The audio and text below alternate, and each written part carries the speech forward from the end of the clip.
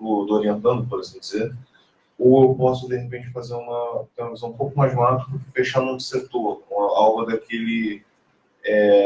características que são comuns a empresas no mesmo segmento, por assim dizer. Se você tiver os dados que façam o delineamento desse problema de pesquisa, que seja um problema relevante para o setor, é possível, sim. Né? Eu acho que é importante falar uma coisa para vocês. Né? A gente pede o pré-projeto para a gente conhecer a realidade do ingressante. Né? Fazer uma avaliação que vai ser colocada na arguição oral, né? Onde a gente vai verificar o quanto que ele desenvolveu, se dedicou para pensar, refletir um pouco sobre aquela proposta, para ele também enxergar qual é a aderência dele junto ao nosso programa, né? E evitar atrair um aluno que não tem aderência alguma para ele não perder o tempo dele. Porque, vou dar um exemplo, já tivemos candidatos ótimos, mas que apresentaram um projeto de mercado de capitais. Então, assim, não tem aderência com o programa.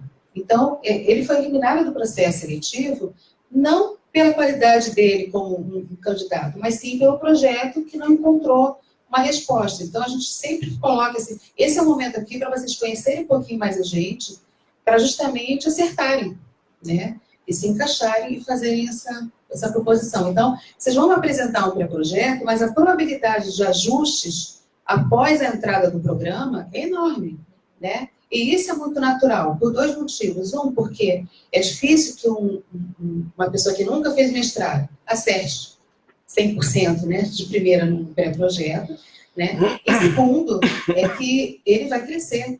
O pré-projeto vai ficar e o sujeito vai crescer, vai se desenvolver, vai aprender, vai ter contato com uma nova literatura, com uma nova realidade de metodologia. Então, aquele trabalho ele vai se modificando, né, à medida que ele vai nesse processo da construção do aprendizado dele, tá? Então, assim, seguindo os pontos que estão ali no edital, não dá para apresentar um pré-projeto, por exemplo, sem um referencial teórico. Então, é importante seguir aqueles pontos que estão ali. Mas também, assim, sabemos que não vamos receber aqui um pré-projeto pronto de alguém que tem um domínio, né, da metodologia científica. A gente sabe que tem algumas limitações, mas é para a gente conhecer a realidade dele. Então, é importante que traga, assim, um problema de pesquisa interessante e aderente ao que a gente tem interesse de orientar, tá? Dúvidas? Já está ali. Bom dia, sou Renato, sou servidor aqui da casa, na área de TI. Eu fui aluno de mestrado na Unirio, mestrado acadêmico, em 2013. Por motivos, né, eu não consegui dar continuidade, acabei abandonando o mestrado, e era especificamente na área de TI. Minha dúvida é a seguinte, hoje eu tenho saído mais da área operacional e trabalho mais com algumas coisas relacionadas à gestão, por isso meu interesse no mestrado, e queria saber se antepassa, né, passar o histórico acadêmico, né, de outra instituição que o aluno não teve condições de concluir, isso deixa uma marquinha lá, uma negativa na hora da seleção e tal, não há nenhum impedimento quanto a isso, em relação até ao CAPES, como é que o CAPES observa isso? Agora eu vou olhar o seu... Eu me joguei, na verdade, né? Você pegou e foi pesquisar. Vou investigar se eu passar te condena. Não, Renato, olha só. É o que está no edital. É aquilo ali que a gente vai avaliar. Não tem nada, nenhum ponto fora do edital. Então, o fato de você ter passado por lá, a gente não pode penalizar ninguém, fazer nenhum tipo de investigação nesse sentido. Isso não existe, não tem essa possibilidade.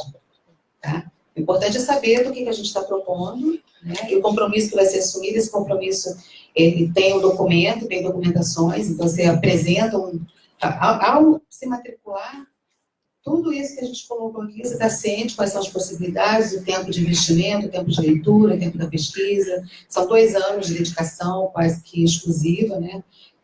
Onde você vai ter que disputar o seu tempo com família, amigos, lazer, trabalho, entendeu? Isso tudo está posto antes, a gente sabe de antemão o que vai ter aqui, que demanda, senão não consegue levar o mestrado, né? Então, essa seriedade, esse compromisso, é que a gente observa muito e a qualidade do trabalho que ele traz, a aderência que ele traz para desenvolver esse projeto de pesquisa. Tá? Basicamente isso, e o que está assim, nas condições editalícias. Fora isso, não tem. Tá?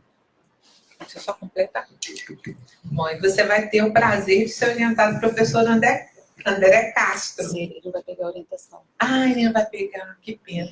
Porque ele realmente é um grande especialista nessa Na área de TI. Na área de TI. Pessoal da área de TI. Mas eu acho que, de repente, né, sendo um tar da casa, pode ser que você consiga convencê-lo. Né? E outra coisa, alguns programas até fazem aproveitamento das disciplinas que você cursou, dependendo do prazo que você exerceu. Então, não existe essa situação envolvendo essa análise negativa. Pelo contrário, né, o fato de você já ter cursado um programa já te deu a visibilidade sobre o entendimento do que é um dos trissemos. Então, aí você vai poder aproveitar. Tenta conversar com o André, quem sabe ele repensa aí a situação de orientação. Só um minutinho, a gente teve um caso de um aluno que era do Banco do Brasil, o Bruno, e ele começou a cursar e foi transferido para fora do Rio de Janeiro. E era uma oportunidade de promoção excepcional. Era uma coisa, sabe aquelas coisas assim que começou a fazer o mestrado, teve o convite, era um convite meio que recusado. Nos procurou, tenso, sem saber o que fazer, querendo trancar. E aí a regra do trancamento é aquela que eu já expliquei para vocês. Não tem essa possibilidade. É desligamento, né? Mas eu vou me queimar com vocês? Não. Mas eu quero voltar. Volte, né? Vá, né? Siga quando você puder. E foi isso que aconteceu, gente. Ele foi transferido, ficou 1 ano e meio fora. Quando voltou, fez uma parte, fez o processo seletivo de novo, né? Porque não tem como reaproveitar edital antigo, né? Entrou de novo. E agora já defendeu, né? Então, não existe essa mancha. Tudo é a maneira como as coisas são colocadas, né? Acho que é tudo...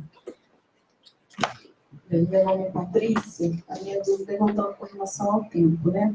Eu atuo numa instituição privada e a carga horária, o primeiro ano, as sextas-feiras são exclusivas das aulas, não é isso? Não entendi. E no segundo ano, voltado mais para pesquisa de campo. Então, não tem aquela obrigatoriedade das aulas às sextas-feiras. Na verdade, não tem a aula, né? Mas o compromisso que você assume com a dispensa da sexta-feira é dos 2 anos. Por quê? Porque depois das aulas, você tem que ter o tempo de ir ao campo fazer pesquisa.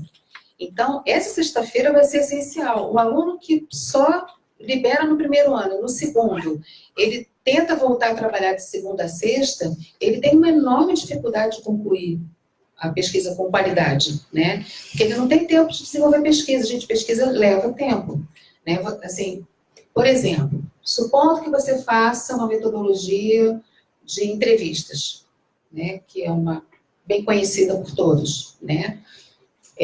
Você vai realizar entrevistas, você vai ter que realizar uma quantidade de entrevistas X, você tem que primeiro testar a entrevista, o roteiro, o questionário, o roteiro, dependendo do que seja o instrumento de pesquisa.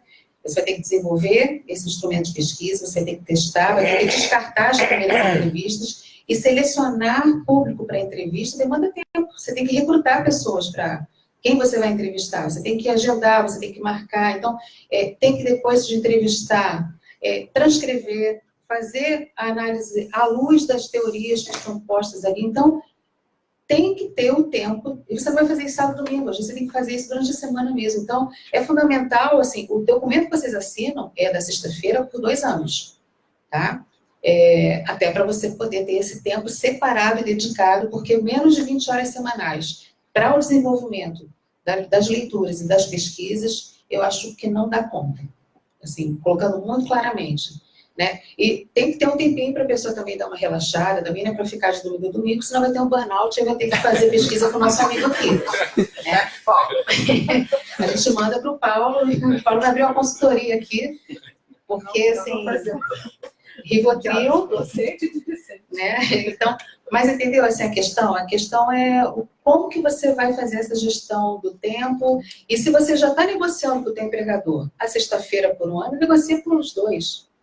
sabe? Para você poder ter essa tranquilidade para fazer a pesquisa, porque a gente recebe o aluno do mestrado profissional, a gente sabe que ele tem responsabilidades, né? Quanto mais tempo de casa, quanto mais cargo, ele tem mais responsabilidades, ele tem ali na organização, mas é uma coisa que tem que ser negociada e tem que ser muito bem articulada antes, né, com esse compromisso, tá?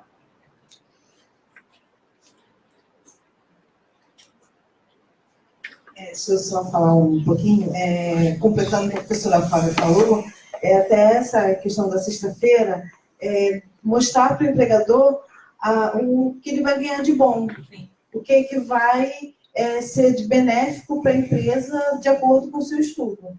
Né? Você vai ficar afastada durante 2 anos, todas as sextas-feiras, mas no final daquele seu estudo, a empresa vai ser beneficiada. O seu estudo vai ser benéfico para a empresa de acordo com o tempo que você vai ficar, né? Vai ser assim, um perder para ganhar.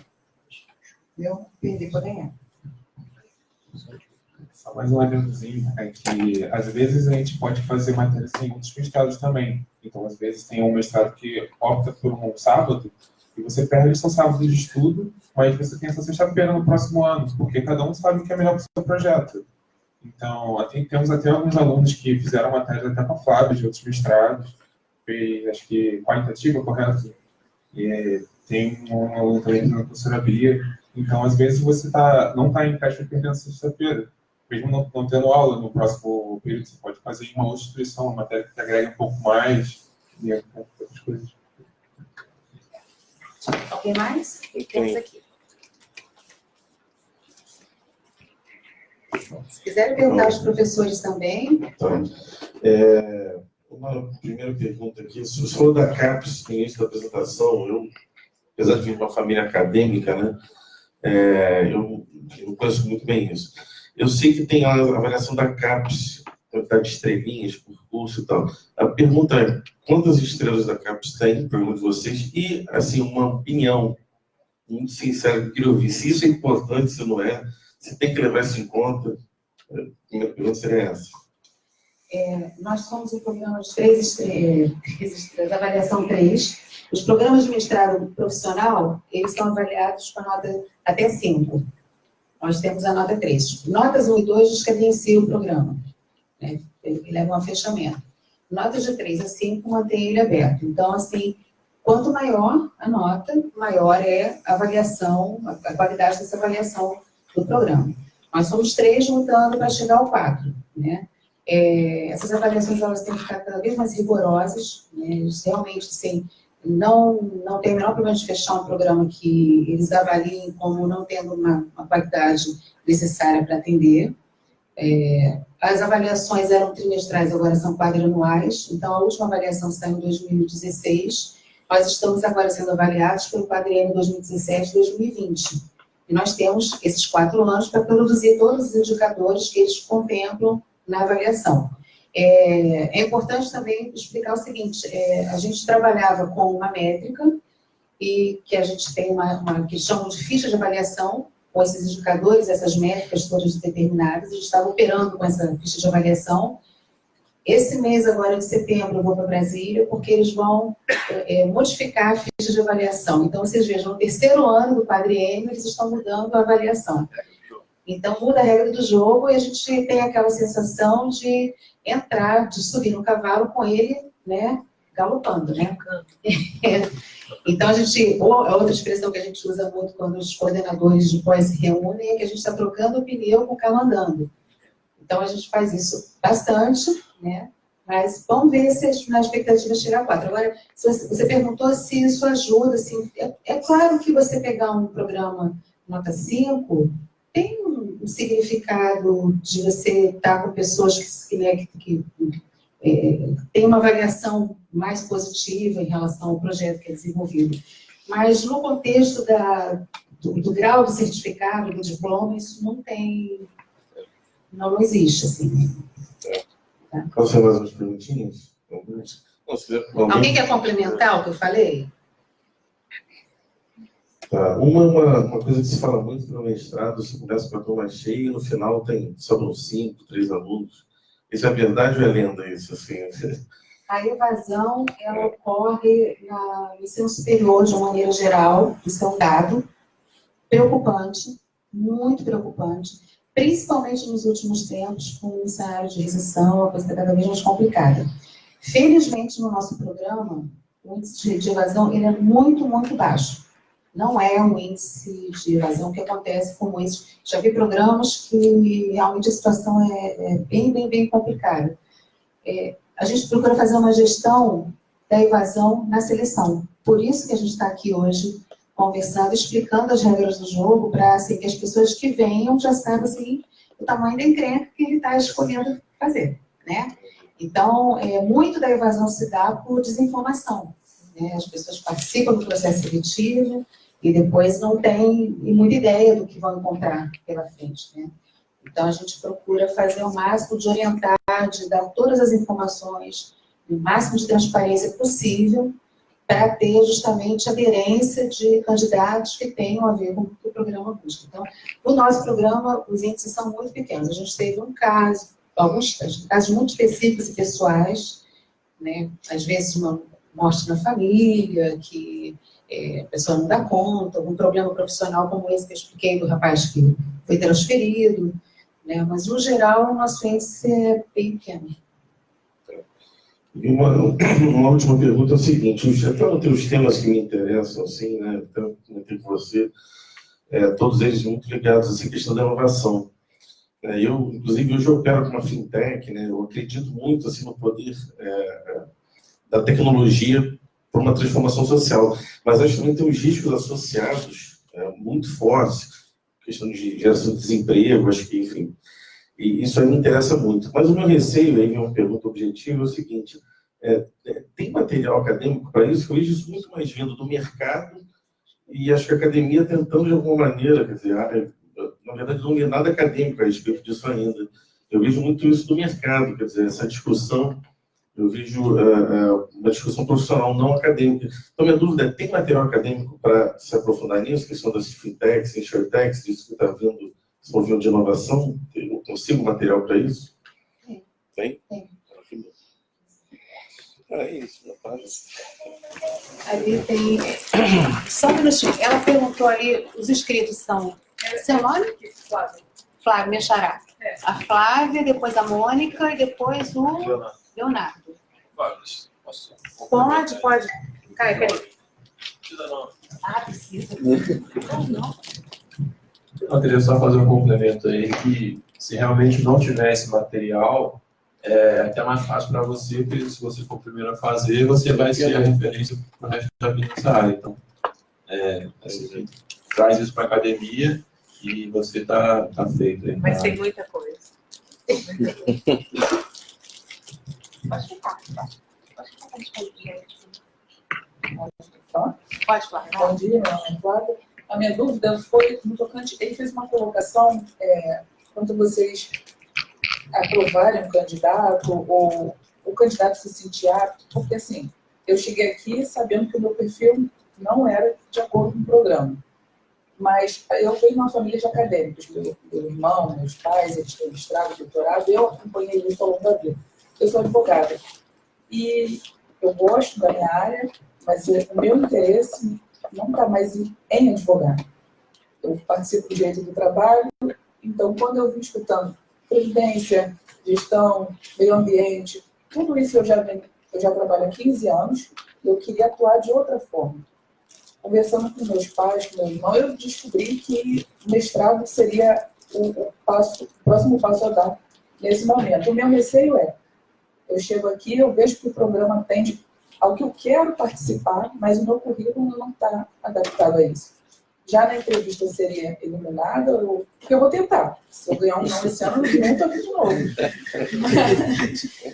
ou se, não, procura um mestrado acadêmico, vai para a área do direito, porque assim, o que eu vejo aqui é o que me interessa para mim. Flávia, deixa eu responder. Flávia? Isso. Flávia, eu tenho trabalhado algumas questões enfocando, por exemplo, que eu acho que poderia ser a sua linha de pesquisa, impactos, por exemplo, das reformas que a gente tem vivendo. Eu acabei de publicar um livro agora, um capítulo sobre o impacto da reforma trabalhista na gestão de pessoas.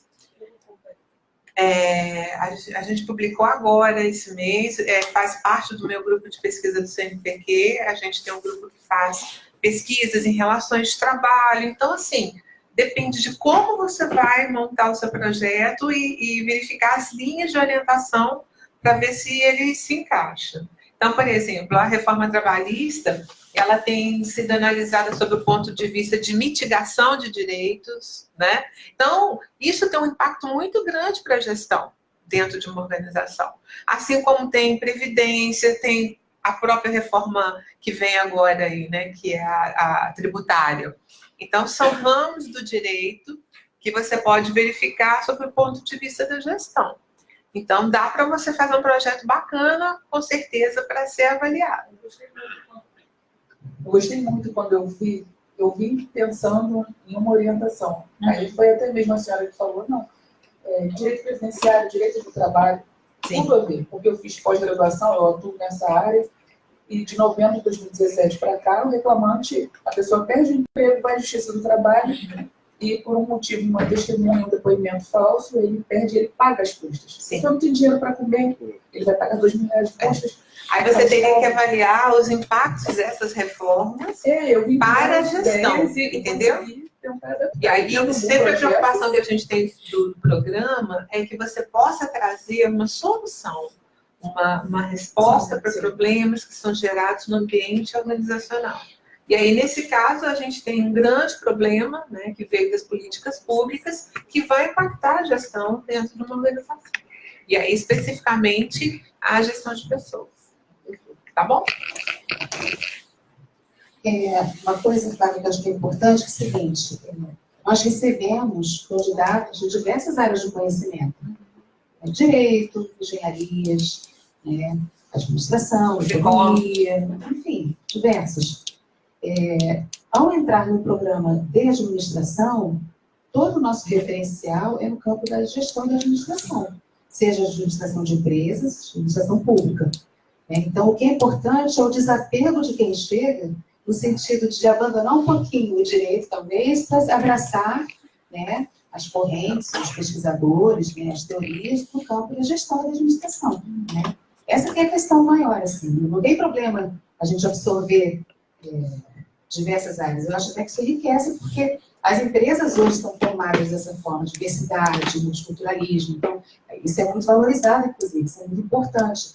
E esses caminhos, né, essa trajetória que a gente chama da biografia do aluno, a formação do aluno, ela é lindíssima de ser mapeada. Eu acho super bacana quando a gente vê essas diferentes fontes que chegam, passam por aqui, e daqui vão ter, né, trajetórias e biografias incríveis, né, diversos caminhos. Né? Então, eu acho que não há problema nenhum, pelo contrário, acho que isso enriquece o curso ao trazer diferentes perspectivas e olhares. A única questão é, estando no curso do PPGE, vai se trabalhar com referencial teórico, dado por esses docentes, trazido por essa área de conhecimento. Inclusive, assim, vai publicar em revistas da área de conhecimento e administração, vai participar de congressos em administração. Ah, mas eu quero participar de um congresso, como eu tenho um link enorme com antropologia. Eu vou para congresso de antropologia, mas assim, isso não conta para o meu programa. Então, assim, eu trafego, converso, dialogo, né, mas sempre com a perspectiva como referencial teórico de administração. Tá? Então, deixa eu passar aqui para a Leandro, que ela quer complementar. Só complementando, porque eu sei que muita gente fica um pouco receoso, né, com a entrevista. Bom, vocês estão pleiteando para entrar no mestrado.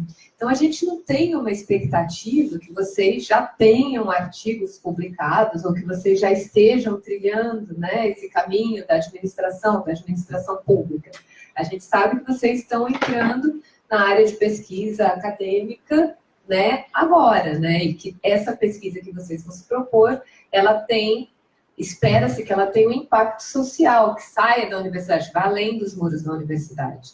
E, pelo que eu entendo na entrevista, então, eu quero saber de vocês, se vocês mesmos, né, fizeram o projeto, se vocês sabem do que vocês estão falando no seu projeto, se vocês tiveram, né, a dedicação para a construção de um projeto, se vocês vão ter tempo, de fato, para fazer, se dedicar ao mestrado, participar do mestrado, porque, como a Flávia falou, a gente sabe que vocês trabalham, mas o mestrado ele também vai demandar um tempo de vocês, um envolvimento de vocês na pesquisa, na leitura, e é um trabalho solitário, vocês vão perder, sim, finais de semana, como a Flávia já alertou, vocês vão ter que ficar de madrugada, às vezes, no computador, lendo, produzindo, escrevendo.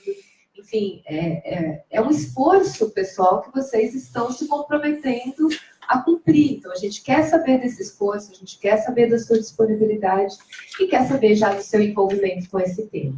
Então, é basicamente isso que eu entendo da entrevista. Flávio, se te faltou alguma coisa, você me fale, né? Mas a questão é, a gente não quer sabatinar vocês, constranger vocês, nada disso. A gente está querendo conhecer um pouco vocês e saber do seu envolvimento e do interesse, de fato, de fazer o mestrado. Mais umas inscritas ali. Ela está falando isso, me lembrou, teve um carnaval, eu tinha praia para entregar meu projeto. Eu lá no calor, eu adoro carnaval, eu adoro praia. Eu no computador lá trabalhando, assim, o bloco passando. Os meus amigos me ligando, vem tomar cerveja, não, estou trabalhando, desliguei esse celular, joguei tudo. Passei o carnaval inteiro, né? Mas, assim, são uns compromissos que a gente não me arrependo de nada, assim, porque carnaval não faltaria depois. Né? Amigos também, assim, depois a gente toma cervejinha com eles, né? Mas, assim, a minha construção de carreira estava ali posta, era um compromisso que eu tinha assumido, então, nesse ponto eu sou muito focada, assim, acho que as pessoas ganham muito ao ingressar no mestrado, se tiverem foco de fato, né? Bom dia a todos, meu nome é Mônica. A minha pergunta é sobre o nosso estágio. A gente pode optar pela área acadêmica ou por consultoria, e se não me engano tinha até mais um tópico. Então, como funciona? Aqui tem uma empresa júnior, ou a consultoria é aberta à comunidade, a comunidade procura, traz a demanda e a gente soluciona, ou tem alguma empresa conveniada e a gente vai lá para prestar a consultoria? Eu queria entender melhor como é esse estágio em consultoria. Ali, no caso, são atividades que não tem ponto de carga horária para o aluno, né? Porque o que conta são as disciplinas obrigatórias, optativas e os tópicos especiais, tá? Tem algumas daquelas atividades que são obrigatórias, como, por exemplo, participar do encontro de teoria e prática que acontece uma vez por ano.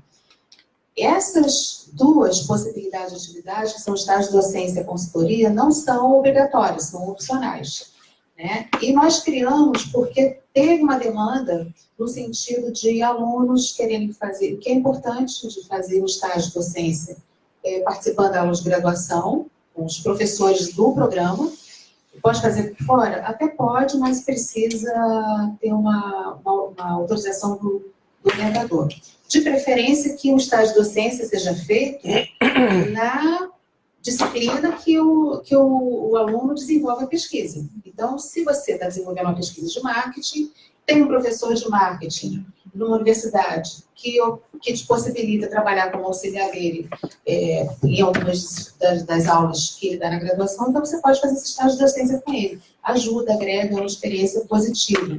Muitos alunos pedem, gostam de fazer, é uma experiência muito rica, né? E no caso da consultoria, nós criamos recentemente essa modalidade de atividade para atender as organizações que chamam, às vezes, que chegam com uma demanda específica de um projeto, a gente pode desenvolver um grupo para fazer essa consultoria, de entrar na empresa e fazer uma análise de um problema e encontrar uma solução, né?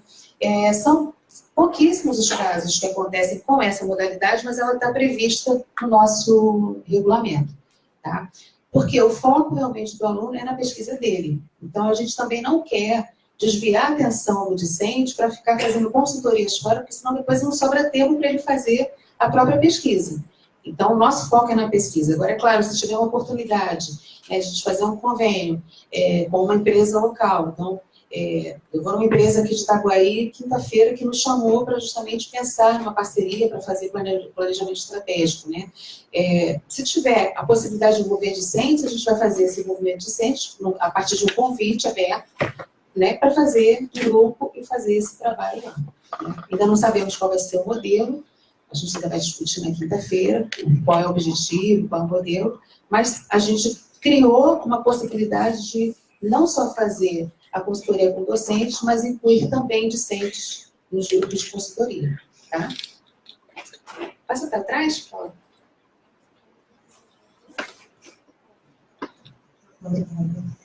A respeito do teste ANPAD, eu vi que para essa próxima edição de 2020, a gente está em 2020, então, esse teste ANPAD agora de outubro, ele não vai dar tempo do resultado sair até o final da inscrição. Eu fiz o último teste ANPAD, demorou uns 15 dias para sair, foi da edição de julho. Eu queria saber se esse de outubro, como a inscrição acaba dia 31 e a prova é dia 27, né, assim, não vai dar tempo de sair o resultado. Então, já teria que ter o resultado do teste ANPAD, já ter participado de outra edição, né? Porque essa edição de agora de outubro não vai valer para... Nós colocamos no edital que vale sim, colocamos no site que tem validade, porque o que acontece? Quando você faz o teste ANPAD, você se inscreve, você tem que escolher até 3 programas para a ANPAD mandar automaticamente o seu resultado. Então, o que a gente pede? O candidato que está fazendo o teste ANPAD pretende cursar o mestrado profissional aqui, ele tem que marcar o nosso curso lá, tá?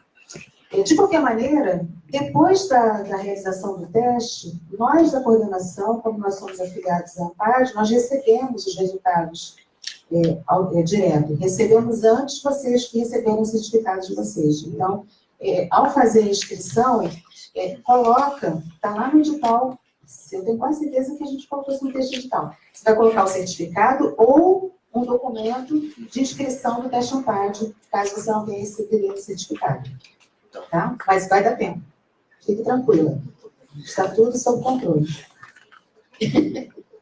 Você já fez teste, já recebeu, já? O de julho? Já. Está com os índices para fazer? Não. Vai ter que fazer de novo? Fé, força. Apostamos em você. Isso, não, vai em frente. Você vai conseguir, você vai chegar lá. E mais? Temos aqui.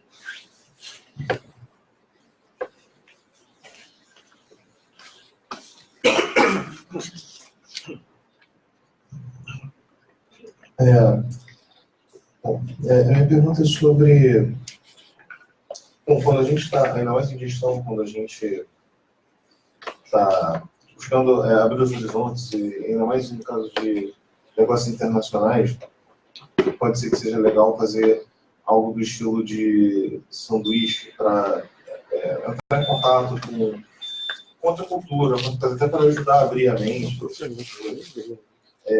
Existe a possibilidade de fazer eu já vi muito para o doutorado, mas não vi tanto para o mestrado. Você fazer um mestrado com opção de sanduíche e tal. Leonardo, não sei te responder, você não é mesmo, porque assim, a gente não teve nenhum caso de sanduíche no mestrado. Eu só conheço também o doutorado. No mestrado, eu acho que não dá tempo suficiente. 24 meses não daria tempo de fazer essa negociação, de fazer parte do curso fora e voltar. Né? Então, no doutorado, com certeza, no mestrado, não, você teria que procurar saber, né, à luz dessas novas regras que estão sendo colocadas, qual é a posição. Eu posso dizer assim, nosso programa está sendo cobrado, assim como todos do Brasil, com relação à internacionalização. A gente está pensando seriamente nisso, nessa construção, né, de internacionalizar o curso. Vocês vão ver muitos programas que já são, no caso do acadêmico nota 7, no caso do profissional nota 5, algumas disciplinas que são fornecidas em inglês, porque para atrair alunos de fora do Brasil. Então, já existe essa realidade acontecendo. E uma das coisas que a gente está tentando fazer, ao invés de fazer o convênio para sanduíche, porque no mestrado a gente não conhece essa possibilidade, é a dupla titulação. Então, existe uma comissão do mestrado, não sabemos se vai acontecer, né? Preciso deixar claro que a gente está trabalhando nisso, mas A gente precisa alinhavar melhor, e talvez seja para 2021, 2022, a gente não sabe se vai acontecer para 2020, mas é a possibilidade de a gente fazer um convênio com uma universidade de fora do país, uma universidade europeia, para que o aluno do nosso mestrado tenha dupla titulação aqui e na França. Mas a gente não sabe ainda se vai acontecer. Com relação ao sanduíche, eu acho que não é possível, acho que só no doutorado mesmo. Aí, no caso, sobre essa possibilidade de dupla titulação, não dá para falar ainda, como você falou, ainda está em construção. Mas, normalmente, como é que funciona essa questão da dupla titulação? Posso falar? Pode. Eu tenho dupla titulação no doutorado. Então, eu tive que ter um orientador no Brasil e um orientador na outra instituição.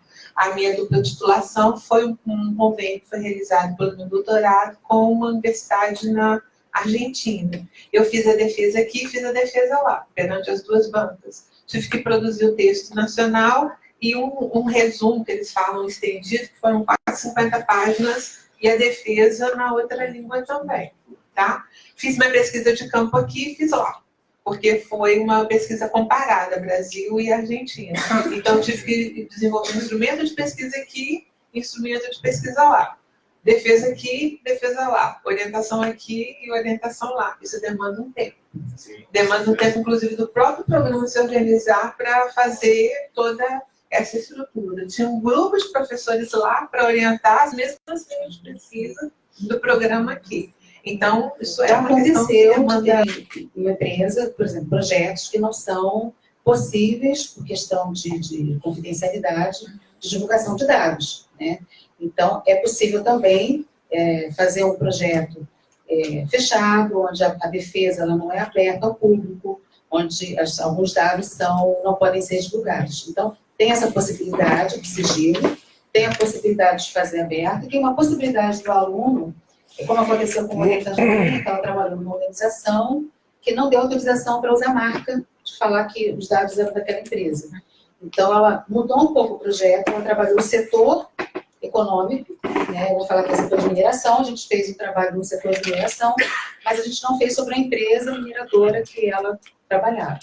Então, tem saídas, e todas essas saídas são discutidas com o orientador, né? No desenrolar do próprio projeto, a partir dessas